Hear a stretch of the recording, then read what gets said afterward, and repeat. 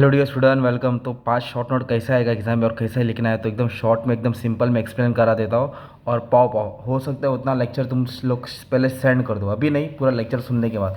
अब तुम्हारा बोलते हैं ना, नजराना पेश कर दो, खुश हो जाएंगे तुम लोग। ओके, तो समझो अभी अमलगमेशन ऑफ कंपनी के ऊपर शॉर्ट नोट क्या आएगा, अमलगमेशन आएगा, परचेस कंसिडरेशन आएगा, कुछ भी आ सकता है। तो अभी मैंने इंट्रो बनाया, क्या तुमको टेक्निक दूंगा, क्या ट्रिक है, कैसे अकाउंट्स का शॉर्ट नोट लिख दो। ओके, चलाओ जाओ। तो अमलगमेशन का मतलब होता है दो कंपनी ज्वाइंट होकर नया कंपनी बनता है। ओके, या फिर एक कंपनी दूसरे कंपनी को टेक ओवर करता है या तो ऑब्जर्व करता है। तो amalgamation of company means combination और merger of two company, combination और मर्जर ऑफ टू कंपनी। और न्यू कंपनी फॉर्म, नया कंपनी बनता है to take over the business of old company. समझ लो, समझ के बंटी लोग। तो अमलगमेशन ऑफ कंपनी का क्या है, अकाउंटिंग स्टैंडर्ड 14 याद है, एएस 14 ब्लैंक्स में भी आ जाएगा। तो शॉर्ट नोट के साथ ब्लैंक्स भी रिवाइज हो रहा है। तो एक एग्जाम्पल डाल देंगे, ए कंपनी अलग है, बी कंपनी अलग है, दोनों जॉइंट हो गए, तो ये भी न्यू कंपनी बन गया। तो जो पुरानी कंपनी होता है उसको ओल्ड कंपनी बोलते हैं, और ओल्ड कंपनी को बोलते हैं ट्रांसफर कंपनी, और ट्रांसफर कंपनी को वेंडर कंपनी भी बोलते हैं पुराना। और जो नया कंपनी बनता है उसको ट्रांसफरी कंपनी बोलते हैं, जो खरीदता है उसको ट्रांसफरी बोलते हैं, या फिर उसको बोलते हैं परचेज कंपनी। ओके, अब अमलगमेशन में क्या है ना, तुम लोग ने मीनिंग बना दिया, मस्त में इंट्रो बना दिया, राइट। फिर एग्जाम में ना तुम लोग और क्या दिमाग लगा सकते हैं, बच्चा मालूम है क्या।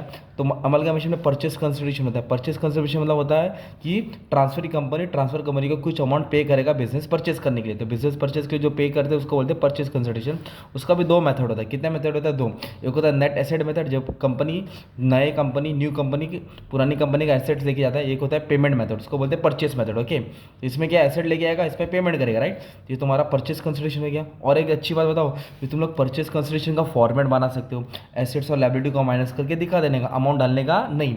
और सबसे बेस्ट, तुम लोग को एग्जाम में कोई भी अमलगमेशन का क्वेश्चन आएगा, उसको क्वेश्चन को उठा के तुम लोग एग्जाम्पल दे देने का।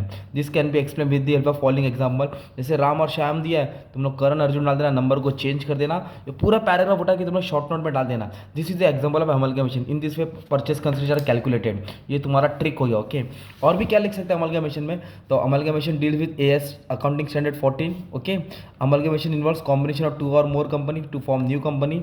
New company will have to new name. और इसमें क्या होता है, main purchase consideration word use करना, पेमेंट करना पड़ता है। Assets and liability of the old company are transfer to the new company.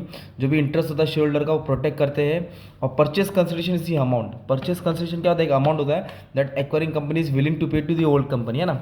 ये मस्त में मैंने तुमको इंट्रो बनाया, मेथड बताया। तुम लोग फॉर्मेट बना सकते हो और क्वेश्चन पेपर में क्या लिख सकते हो, क्वेश्चन लिख सकते हो।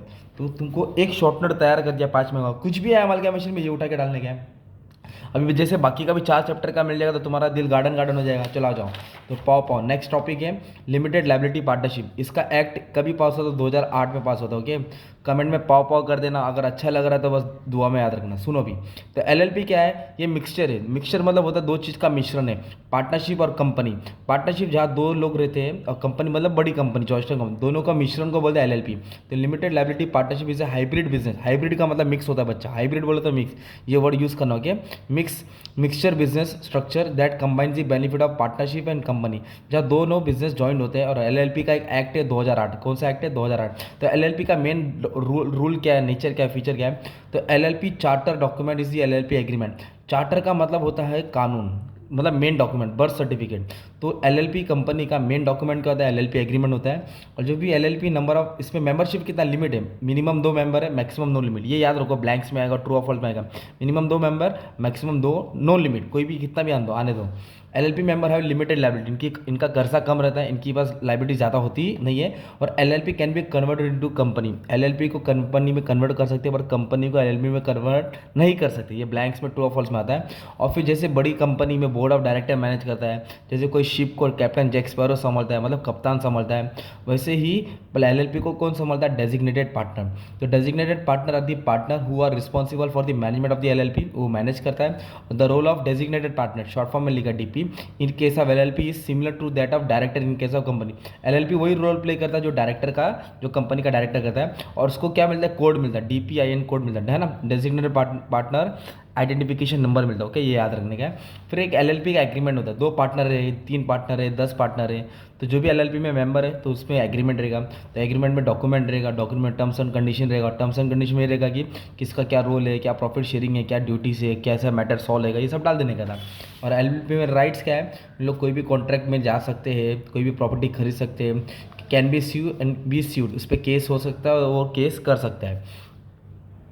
और मेन बात क्या बच्चा मालूम है क्या, एलएलपी के ऊपर क्वेश्चन आने वाला है तो उसको तुम लोग पूरा पैराग्राफ लिखने का, टेबल नहीं बनाना, पूरा द एलएलपी का एग्जांपल देना, the following can be explain with the help of LLP. तो जो क्वेश्चन पेपर में उसको नाम घुमा देने का है, सिर्फ नाम नंबर चेंज कर देने का, तो टीचर और खुश है बच्चे ने कंडीशन लिखा है। और एलएलपी में भी परचेस कंसिडरेशन बनता है, तो ये भी तुम लोग बना सकते हो। ओके, और एलएलपी का फ़ायदा क्या है, ये बिजनेस को स्टार्ट करने में ज़्यादा खर्चा भी नहीं लगता है, इजी टू स्टैब्लिश, एकदम तुरंत स्टार्ट हो जाएगा, मैनेज करने में भी ज़्यादा दिक्कत नहीं आती, एकदम ईजिली मैनेज कर सकते हैं, आसान है चलाना, कोई रिस्ट्रिक्शन नहीं है, कितने मेंबर्स को आने दो, कितने मेंबर को जाने दो, ज़्यादा लेस कंप्लेंस, नो रूल, ज़्यादा रूल्स नहीं, कम रूल्स एंड रेगुलेशन है जो कंपनी में ज़्यादा होता है, गवर्नमेंट इंटरफेयर करता नहीं, there is no government intervention, easy to dissolve, अगर नहीं जम रहा बिजनेस बंद कर दो, गाँव चले जाओ, और ऑडिट करना ज़रूरी है, ये ब्लैंक्स में आएगा। अगर बिजनेस 25 लाख के ऊपर कंट्रीब्यूशन, अगर उन लोगों का कैपिटल 25 लाख से ज़्यादा है या टर्नओवर 40 लाख से ज़्यादा है, टर्नओवर मतलब सेल, तो उनको ऑडिट करने की ज़रूरत है। तो 40 लाख का टर्नओवर है, 25 लाख का कंट्रीब्यूशन, तो ऑडिट करना ज़रूरत है। ये हो गया एलएलपी का तुम्हारे लिए मस्त में शॉर्ट नोट बना दिया। एक डिस्टिंग्विश भी आ सकता है एलएलपी और कंपनी, तो आप लोग रीड कर लेंगे तो आ जाएगा, मैंने दोनों सब मिक्स करके बता दिया। अब नेक्स्ट है बच्चा लिक्विडेशन ऑफ कंपनी। मस्त में पढ़ा रहा हूँ, मजा आ रहा है कि नहीं बच्चे लोग, कमेंट कर दो। अभी सुनो, लिक्विडेशन का मतलब होता है कि कंपनी अच्छी खासी चल रही थी, कंपनी पे किसी ने काला जादू कर दिया, किसी ने पनौती लगा दिया, नींबू मिर्ची डाल दिया, कंपनी लॉस में हो गई, कर्जा हो गई, कंपनी डूब गई, कंपनी मर गई, कंपनी को कंगाल कर दिया। तो लिक्विडेशन को अभी ये हिंदी में बोला ना, अभी इंग्लिश में बोलता हूँ। Liquidation of company is the process of closing a company, company को बंद करना, बाय सेलिंग इट्स एसेट, तो कंपनी को बंद करते बाद कंपनी का एसेट्स को बेचा जाता है, पेइंग ऑफ डेप्स, डेप मतलब कर्जा चुकाते हैं, एंड डिस्ट्रीब्यूटिंग एनी रिमेनिंग, कुछ बचा तो बांटेंगे किसको, इक्विटी शेयरहोल्डर को। एकदम मस्त मीनिंग दिया ना भाई, 4 लाइन याद कर लो। Liquidation of company is the process of closing a company by selling its asset, paying off debt and distributing only any remaining to equity shareholder. और जो ये बंदा हिसाब किताब करता है उसको लिक्विडेटर बोलते हैं। और लिक्विडेटर एक पर्सन है, कौन अपॉइंट करता है, कंपनी अपॉइंट करती है, उसको कंपनी दावत पे बुलाती है, भाई आओ हिसाब किताब करो, हमारी कंपनी मतलब वो ख़त्म करो भाई, to look after the process of liquidation of company, जो हमारा दिवाला निकल गया उसका हिसाब किताब लगाओ, राइट। तो ये लिक्विडेटर होता है जो कंपनी अपॉइंट करता है, जो हिसाब किताब देखेगा। और लिक्विडेटर क्या करेगा, फ्री में काम करेगा क्या भाई, उसका अब्बा का दुकान है क्या, उसका खाला का है क्या, उसका मामा का है, नहीं, वो अपने काम के लिए क्या चार्ज करेगा, कमीशन, कमीशन को बोलते हैं रेम्यूनरेशन फॉर हिज वर्क। और रेम्यूनरेशन किस पे चार्ज करेगा, जो एसेट वो रियलाइज करेगा, जो एसेट बेचता है। और फाइनल स्टेटमेंट ऑफ अकाउंट इस डॉक्यूमेंट प्रिपेयर बाय लिक्विडेटर। तो लिक्विडेटर क्या बनाएगा, फाइनल स्टेटमेंट बनाएगा, उसको बोलते हैं रिसिप्ट एंड पेमेंट, कितना पैसा आया और कितना कर्जा गया। ओके, आप लोग ने सम भी सॉल्व किया है, तो इस तरह तुम्हारा मीनिंग इंट्रो बनते जाएगा।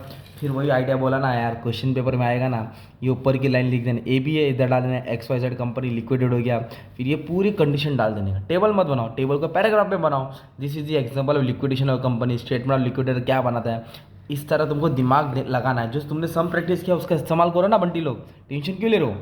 तो final statement of account is the document prepared by liquidator.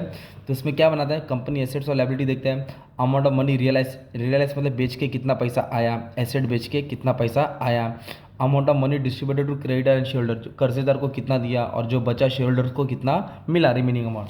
और लिक्विडेशन में सबसे पहले बाइंडिंग ऑफ पेटिशन, पहले पेटिशन डालेंगे कोर्ट में, भाई हमको बंद करना है, फिर लिक्विडेटर को अपॉइंट करेंगे, स्टेटमेंट ऑफ अफेयर बनाएंगे, एसेट्स को रियलाइज करेंगे, फिर डेब्ट को देंगे, कर्जा को देंगे, फिर शेयर होल्डर को देंगे, फिर फाइनल स्टेटमेंट बन के बिजनेस को खत्म करते हैं, ताला मार देते हैं। ओके, बस में तुम्हारा ये भी लिक्विडेशन ऑफ कंपनी हो गया। अब ये लिस्ट है ना भाई, ये ब्लैंक्स में आता है 1-2 मार्क्स के लिए, और ये जिसने याद किया वो जीत गया। ओके, तो ABCDEFGH, तो उल्टा चालू करता हूँ। एच में क्या आएगा, डेफिशिएंसी और सरप्लस। डेफिशिएंसी मतलब नहीं बचा, सरप्लस मतलब एक्स्ट्रा पैसा बचा। ओके, जो भी पैसा बचता है। एफ और G, F for preferential holder, equity holder है ना, FG preference share, equity share, preference share, equity share. फिर CDE, सी में क्या आएगा, प्रेफरेंशियल क्रेडिटर, पहला कर्जेदार, फिर डिबेंचर बाय फ्लोटिंग, फिर अनसिक्योर क्रेडिटर। तो याद रखो, preferential creditor, debenture, unsecure, preferential, debenture, unsecure.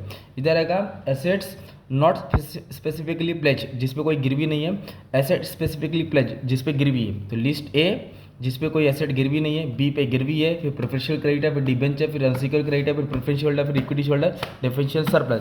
ये तुम्हारा हो गया लिक्विडेशन कंपनी का। मस्त में शॉर्ट नोट तैयार कर दिया, भेजे में दे दिया। अब नेक्स्ट है under writing of shares and debenture. Under writer कौन होता है मालूम है क्या बच्चा, अंडर राइटर वो है जो माँ कसम खाता है, कंपनी को बोलता है कि मैं तुम्हारा शेयर पूरा बेच दूंगा, कसम खाता है, अगर नहीं बिका तो खुद खरीदता है, मतलब he takes the guarantee of subscribing the shares. Underwriting of share and debenture is a process, एक प्रोसेस है वेयर अंडर राइटर, मार्क का सम लिखा ना तुम्हारे लिए, अंडर राइटर क्या करता है, agrees to purchase a certain number of share, guarantee लेता है to subscribe the share from a company at pre decide price, हाँ भाई मैं इतने भाव में खरीदूंगा, अगर मेरे से शेयर नहीं बिका, ये एजेंट होता है ना एक तरफ से, अगर नहीं बिका तो खुद खरीदता है, ओके। तुम लोग अंडर राइटर का सम भी सॉल्व किए, फॉर्मेट बना सकते हैं ना Bunty. No person can act as a underwriter, किसी को भी अंडर राइटर नहीं बनेंगे अनलेस ही होल्ड सर्टिफिकेट, सीधी बात है, जिसके पास सेबी का सर्टिफिकेट है वही बंदा अंडर राइटर बन सकता है। और अंडर राइटिंग भी अलग अलग टाइप का होता है, एक होता है फर्म अंडर राइटिंग, एक होता है open underwriting. Firm underwriting क्या होता है, the underwriter agree to take up the specified number of share, वो एग्री रहता है कि मैं इतना शेयर लूंगा।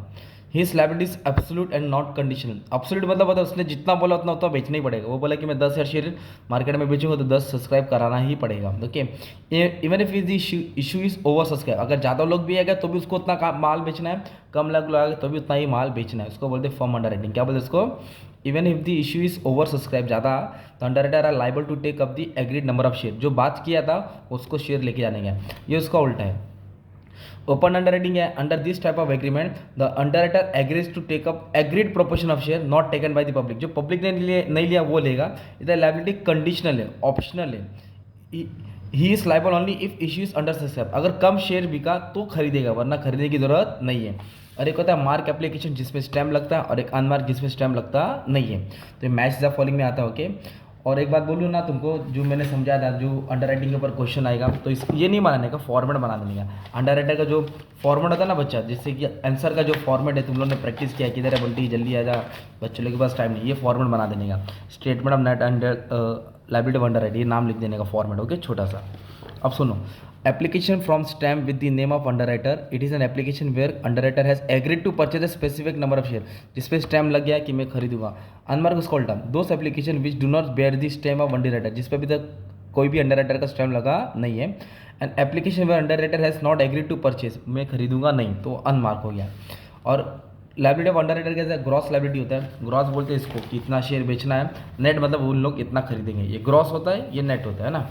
तो each underwriter to sell specified number of share to the public commission is calculated on gross liability.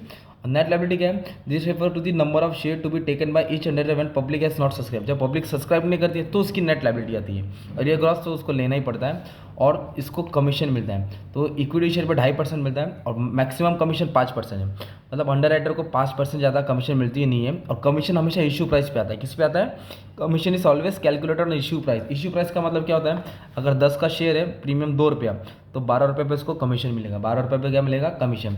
तो मस्त में अंडरराइटर का मीनिंग भी मालूम पड़ेगा, मतलब तुमको अकाउंट्स का सम आता है पर थ्योरी लिखने नहीं आता, एकदम ईजी लैंग्वेज में तुम्हारे लिए मैंने प्यार मोहब्बत में समझा दिया, ऐसे इको कॉमर्स का पूरी बुक उड़ा दिया भाई, टेंशन मत लो। अब लास्ट चैप्टर है भाई, थक गया, देखो तुम्हारे लिए, देखो एकदम सुबह सुबह ही आया हो, बस फजर की नमाज़ पढ़ा, डायरेक्ट इधर आ गया, सहरी करके एकदम रिलैक्स, मतलब पढ़ने के बाद जाके सोता। आ जाऊँ, फॉरेन करेंसी अकाउंटिंग स्टैंडर्ड, अब बताओ पढ़ा रहा कैसे लग रहा है, कमेंट कर देना भाई, 13 मिनट हो गया है। अब देखो, फॉरेन करेंसी बोले तो इंपोर्ट और एक्सपोर्ट, इंपोर्ट बोले तो माल खरीदना, एक्सपोर्ट बोले तो माल बेचना, तो फॉरेन करेंसी जो भी रहता है डॉलर रुपीज़ है ना, वो अकाउंटिंग स्टैंडर्ड 11 किसके साथ डील करता है, accounting standard 11 deals with accounting treatment of foreign currency, okay. और इंपोर्ट का मतलब होता है हम लोग माल खरीदते तो अपने को पेमेंट करना पड़ता है, एक्सपोर्ट मतलब अपन माल सोल्ड करते हैं, बेचते हैं दूसरी कंट्री को, तो पेमेंट रिसीव करते हैं, पैसा आता है, डॉलर को रुपीज़ में कन्वर्ट करते हैं, ओके। तो फॉरेन एक्सचेंज अकाउंट, ये AS11 याद करने के। तो फॉरेन एक्सचेंज में जो भी डिफरेंस आता है, कम ज़्यादा प्रॉफिट होता है या लॉस होता है, वो फॉरेन एक्सचेंज अकाउंट में ट्रांसफर होता है, उसको FEF अकाउंट बोलते हैं। A separate account is use to record exchange difference from the foreign currency transaction, है ना। ये तुम्हारा मस्त में मीनिंग हो गया भाई, थोड़ा बना देना। फिर फीचर्स क्या बताने का है, ये फॉरेन ट्रांजेक्शन, तो AS11 किसके साथ डील करता है, transaction that involve foreign currency, जैसे import export loan. Monetary item होता है कि नॉन मॉनिटरी, मॉनिटरी मतलब जिसमें कैश होता है, जो पैसे में कन्वर्ट होता है जल्दी, नॉन मॉनिटरी मतलब जो कैश में जल्दी कन्वर्ट होता नहीं है। तो मॉनिटरी आइटम जिसकी वैल्यू फिक्स रहती है, जैसे कि cash receivable, payable, cash balance, bank balance, ये होता है मॉनिटरी। नॉन मॉनिटरी बोले तो याद रखो इन्वेंट्री, इन्वेंट्री मतलब स्टॉक, ये नॉन मॉनिटरी होता है, ये मैच द फॉलोइंग में आता ही है भाई, आएगा तो। That item do not have face value, जिसको कैश में कन्वर्ट करते नहीं है। और फॉरेन करेंसी क्या, ऐसे currency other than reporting currency, foreign currency क्या, it is a currency other than reporting currency. ये ब्लैंक्स में आएगा तो ट्रू लिख देना, क्या लिख देना, ट्रू। और भाई तुमको सम भी मालूम है, एग्जाम्पल डाल देना, और 1-2 एंट्री भी लिख देना भाई, 1-2 एंट्री भी लिख देना, टीचर खुश हो जाएगी। ओके। स्पॉट रेट होता है जो तुरंत ऑन उसी दिन सेटलमेंट होता है। एवरेज रेट मतलब होता है मीन निकालते हैं, वेटेड करके निकालते हैं, और ये ज़्यादा करके ट्रेडिंग अकाउंट और प्रॉफिट एंड लॉस अकाउंट के लिए काम आता है। क्लोजिंग रेट जो बैलेंस शीट के लिए काम आता है। और exchange rate is the exchange of two currency. और फिर तुम लोग प्रोफार्मा बना दो, क्वेश्चन बना दो, एफ अकाउंट बना दो। तो इस तरह मैंने क्या किया भाई, तुम्हारे लिए 15 मिनट में पूरा शॉर्ट नोट बना दिया। अच्छे से पढ़ लो, रिवाइज कर लो, बस शॉर्ट नोट मत छोड़ो। 4 शॉर्ट नोट लिखो, 20 मार्क तुम्हारा मिल गया, मतलब 15 मार्क तुम्हारा हाथ में ही। ओके, बस इतना ही बोलने का था, टेंशन नहीं लेने का था। ओके, पाओ पाओ। Thank you very much.